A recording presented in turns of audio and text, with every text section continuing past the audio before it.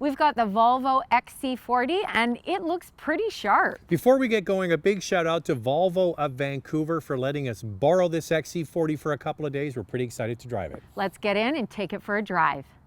Okay, Drea, what do we have to do? We got to put it in? We got to put it in, ask for subscribe, and if you can hit the notification bell, it really supports the channel. And watch also, the videos. And also share them with your friends. Yeah. Social media. Let the world know. Let them know about us. If you want to follow along on Instagram, it's motormouth_Andrea for Drea, and it's motormouth_Auto for the fat guy. Oh, God. This video is brought to you by Car Cost Canada. Get the dealer's cost, list of rebates, plus discounted interest rates. Use the promo code MOTORMOUTH to become an expert member and get extra searches. The link is in the description below. Now, Andrea, just in time, we did all of our filming outside. Now we're inside, and of course it starts to rain because it's Vancouver. I know, and it is absolutely pouring, downpour. When I picked this car up from Volvo of Vancouver, I asked them about the T4, the base engine, and then the T5, and I said, how many people buy the base engine? And the sales manager said almost nobody. Yeah. Most people go for the bigger engine. So it has a 2-liter turbocharged 4-cylinder engine, 8-speed automatic transmission. The T4 has 187 horsepower and the T5 has 250 horsepower, 258 pound-feet of torque, and it actually feels super peppy. That's one of the strong points of this product. I mean, we have, over the last little while, we've gone through the GLA, we've gone through the Q3, and they're all excellent choices. Yeah. Actually, people email me all the time saying, which one should you choose? They're all good. I know. But this one does win kind of on power at 250 horsepower, and you do notice it. The Q3 has 228 horsepower and the GLA 221, but all have the same torque. Yeah, and torque is vastly underrated by a lot of people. People pay for horsepower, but you use torque, and it's noticeable. I would suggest that this product has more of a maybe upscale feel than the other two. Yes, I would agree. It definitely has a more luxurious feel to it. You know what it's time for? It's time now for key standard features. 9-inch touchscreen, 12.3-inch instrument panel, collision mitigation front and rear, blind spot monitoring with cross traffic alert, power adjustable driver's seat with memory, power operated tailgate, heated front seats and leather steering wheel, Apple Carplay and Android Auto, LED headlights, and 18-inch wheels. So the one we're driving today is R-Design. So there's Momentum, right? Yeah. There's Inscription, which is sort of a high trim, and then R-Design. So the Inscription and the R-Design are kind of the two top trims. They are, and the R-Design has a sporty look to it. That's where you get the black trim and you get the 19-inch wheels. The Inscription and the Momentum both come with 18-inch wheels. But you know what I really love about this Volvo is that it comes with a 12.3-inch digital instrument cluster and the 9-inch touchscreen, and those are all standard. I know, I was surprised about that. When Andrea was doing all of the research over in the research department, she says the 12.3-inch screen is standard. I'm like, no, that can't be standard. It is. Yeah, it's standard. I think that's wonderful. Heated steering wheel, it's a no-go until you get the climate package. Yeah, so this is one thing I wish that they did a little differently. You know, I think that heated seats and a heated steering wheel in a premium product in Canada or Sweden, these are northern climates, those sorts of things should be standard, but no. So with the Q3, they charge $200 for the heated steering wheel.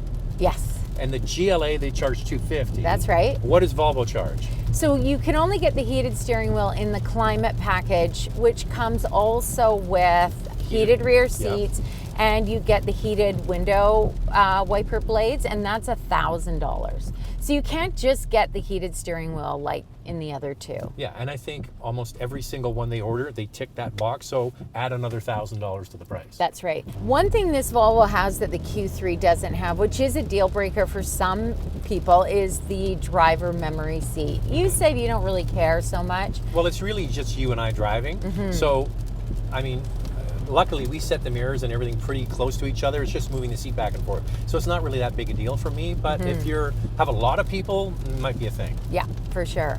Now, what about the outside? I think that Volvo styling is absolutely classy, yet sort of assertive looking. They have this really nice combination of chunky yet cool looking. Yeah, it is cool looking. This R-Design is one of my favorites. It has a really sporty look to it. And I actually wouldn't mind 20-inch wheels with this. I think it would look really cool. I mean, I like bigger wheels. We both like bigger wheels, but we can only get the 19-inch with this. Now, we had the XC90 in the summer. Remember summer, Andrea? Not pouring rain like this. So nice. And that was bursting blue, and this one is in bursting blue, and it is probably the color I would choose. Yeah, beautiful color. Just really stands out on the road, especially on a day like this. Yeah, absolutely. Now, let's talk about the inside, because for me, having had a chance to drive this before, this is your first time really in this product, it's the way they use the space. It's like IKEA meets Volvo. These Swedish companies are so good at things. Yeah. Like IKEA is so good at making neat little things. And like the door pockets, they're massive on the front doors. Yeah, I mean, tons of space, plenty of storage. You even get a great garbage. Yeah, you like that, because Andrea, in her car, she has a little plastic, do. it's actually a doggy poo bag with no doggy poo in it. But it's a poo bag for the dog that she puts all of her gum wrappers and stuff in there. Yeah, just any sort of garbage in the car to keep it clean. But this comes with a little garbage can. I think it's really cute. And you can take the garbage can out and dump the garbage. You've got wireless charging here. Available. Yeah, it's available, but it's a nice space for it, isn't it? Yeah. Now, one thing I want to talk about is the back cargo area, because they've got another few little tricks. You remember with the Nissan Rogue, you like the folding rear? I do like that for groceries, so everything isn't falling all over the place. Well, this has the same kind of thing. You flip up the bottom and it stops your groceries from flying around. Also, you can take the tonneau cover, and most people, when they remove that, they go, where are they going to put it? It actually slides underneath the floor, and there's a place to put it. A lot of companies don't figure that stuff out, but Volvo, the packaging, I think is what I'm trying to say, on the inside, I think is really good. They've always done a great job with that, and the fit and finish in here is just beautiful. You've got a lot of soft materials being used, especially in the areas that you touch. Now, there is some hard plastic around, of course. This is nice. Is this faux suede? It or is this real suede? Okay. It's suede. Okay. You're really getting into it. Touch the car. I don't try that, I'd rather touch. But anyway. The infotainment screen, I actually find that it's quite easy to use. It's an improvement from the previous one. So I always like to give a company props when they make improvements to a vehicle. I think actually the second row is quite comfortable. Fairly spacious, don't you think? It's a really well done package. I think that if you are in the market for a small SUV, a premium one, this has to be on your shopping list, because once you get in it and you start digging around and looking at how they've used the space on the inside, there really is nobody that does it better than Volvo for interior use of space. It's a study in design, really. Yes. Now, I have one complaint, and that is I feel like I'm sitting up really high. Oh, you took my complaint. And I'm going to describe it. It's not a problem for you. Well, I feel like I'm just really towering over. I like that I'm looking out over the dash, but I guess I'm used to sitting a little bit lower. You know what this reminds me of is the Kia Seltos. Oh, okay. It was the same thing. One thing I like about Volvo are the seats. They do some of the most comfortable seats in the industry. I got a crappy back. I'm always at the chiropractor, massage therapist, and I find that these really are comfortable. And what about the suede in here? I like it. It's good. I like the suede. All right, time now for coffee. Time now for questions, coffee, and cars. Your questions from Instagram. Towing capacity, interior cargo room, and payload. So 3,500 pounds for towing capacity. For the T4 and T5 engines, 924 pounds for payload. And cargo space is really quite good in this. It's the one thing about this product that I think people should check out is the way it's designed for all of the little nooks and crannies and spaces is actually the best in this class. Really good. I've heard that the infotainment system is the one drawback of this SUV. You agree, or did you like it? I actually quite like it. It is faster now than what it was before. They've improved it for sure. Yeah, they've gone to faster processors. You're either going to like this design or not, right? Yes. If you like the sort of controller thing, maybe not for you, but this tablet style certainly is here to stay, and this one is better. Is the engine powerful enough? My T6 XC90 with the supercharged and turbocharged engine feels underpowered at times, I believe. Thoughts? Well, this one, it's a small utility. I think the power is quite good on this. It has 250 horsepower and 258 pound-feet of torque. It's plenty for this. So the engine you're talking about is turbo and supercharged. This one is just turbocharged. It delivers the mail every day. It's absolutely fine. In fact, I think this is the strongest part of this utility is probably the engine. I have the Volvo XC90 and the ride is firm. Is this the case with the XC40 also? No, it's quite soft. I would almost classify this as really quite luxurious. The whole feel of the vehicle is quite refined. Actually, when Andrea drove it for the first time, we met to do some shooting, and I said, it's refined, it's polished, right? Polished. Yeah. The steering is quite light. The suspension is smooth. The engine delivery is good. So I think that's the way to describe it. It's very polished. Yes. Is that it? That's it. All right. If you want to get a question in for Andrea, you have to follow her on Instagram. It's motormouth_Andrea. She puts questions out every single week. And now it's time for Nightlife.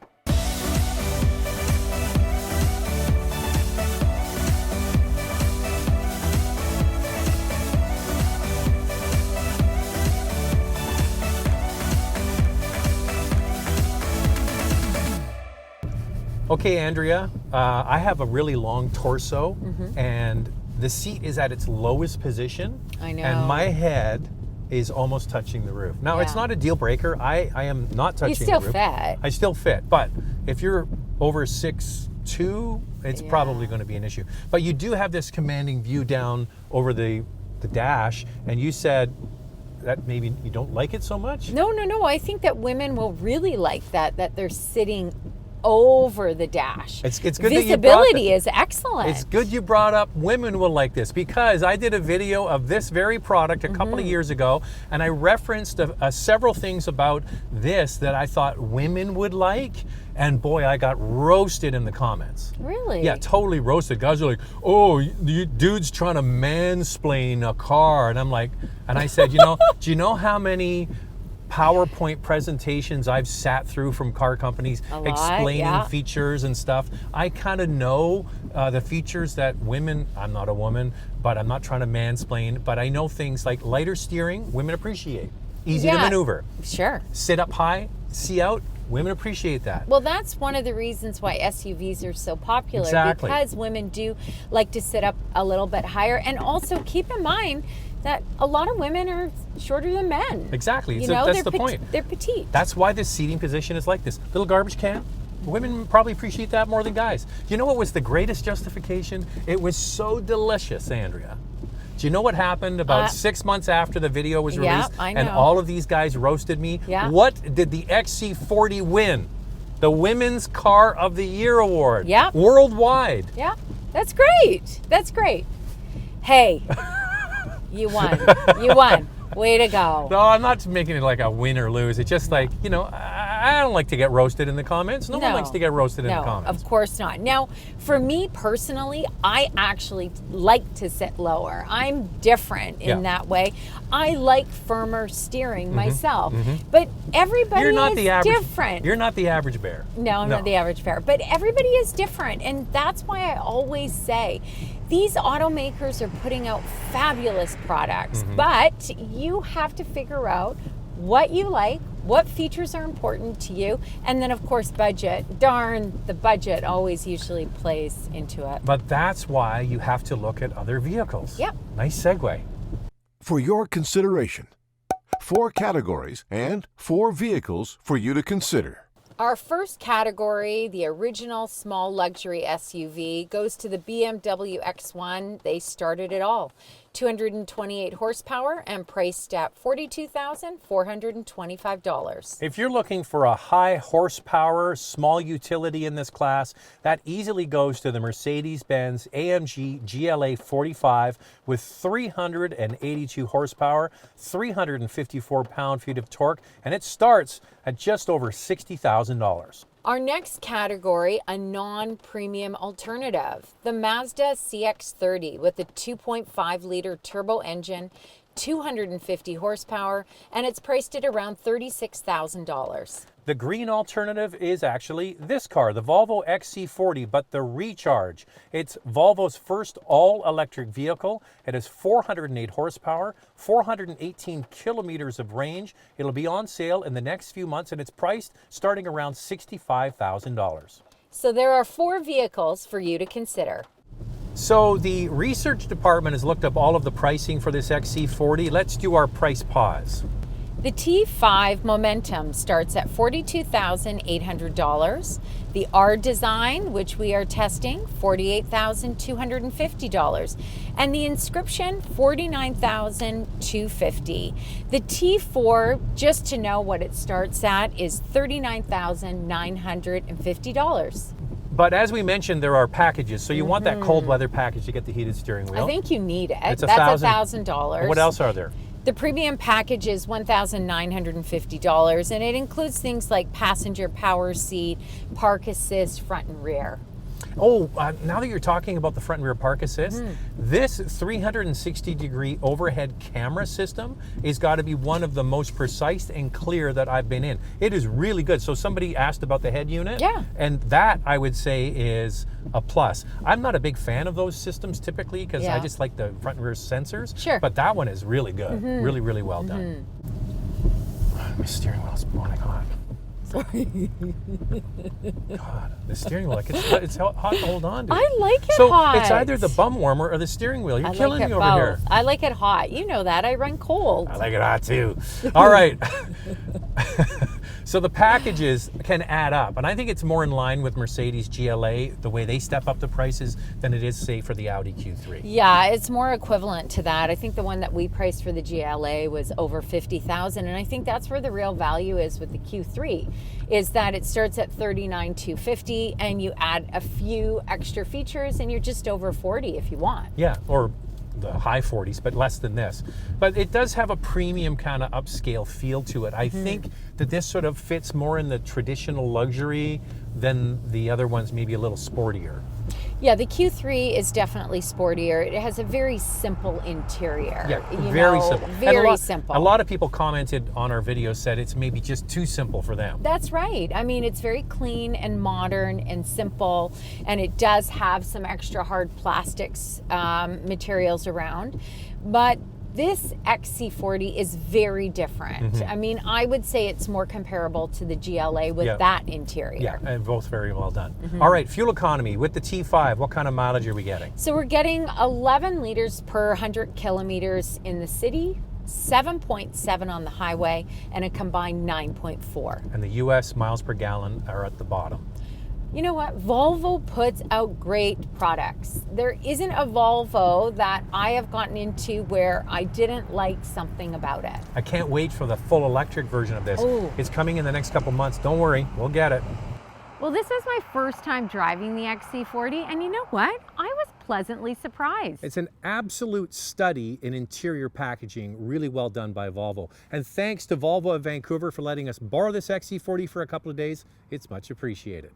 This video is brought to you by Car Cost Canada. Get the dealer's cost, list of rebates, plus discounted interest rates. Use the promo code MOTORMOUTH to become an expert member and get extra searches. The link is in the description below.